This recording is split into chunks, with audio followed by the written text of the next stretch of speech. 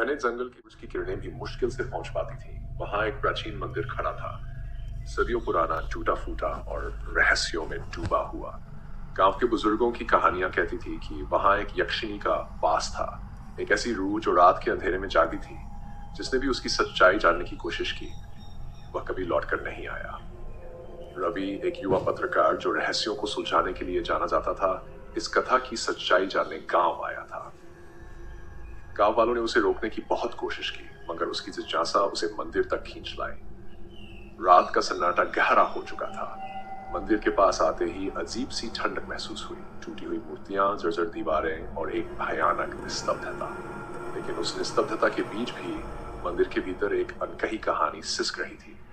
अचानक रवि ने पीछे से एक हल्की हंसी सुनी, सर्द, मीठी, मगर दिल दहला देने वाली।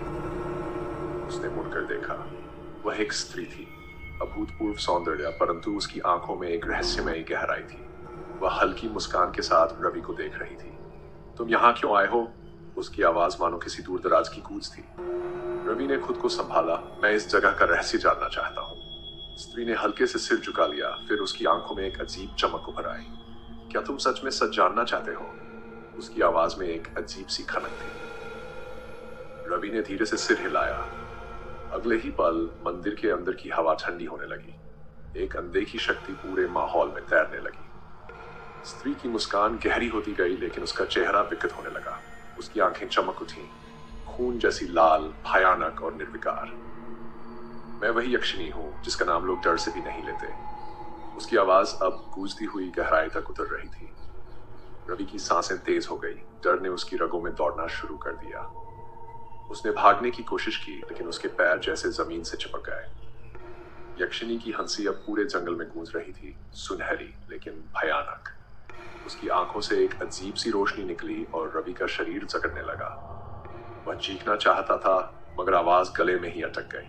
उसे महसूस हुआ कि उसकी आत्मा जैसे धीरे धीरे शरीर से खिंच रही है। अगली सुबह गांव वाले मंदिर के पास पहुंचे। वहां जमीन पर रवि पड़ा था। उसकी आंखें खुली थी, मगर उनमें कोई जीवन नहीं था। और आज भी जब रात गहराती है, उस मंदिर से वही मीठी मगर भयावह हंसी सुनाई देती है। जो कोई भी उस हंसी को सुन ले, वह वापस नहीं लौटता।